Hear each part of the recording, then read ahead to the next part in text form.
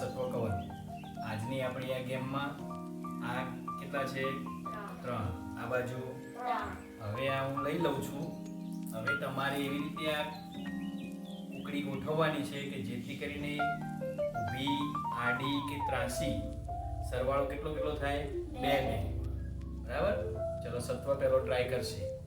ગોઠવો સત્વ.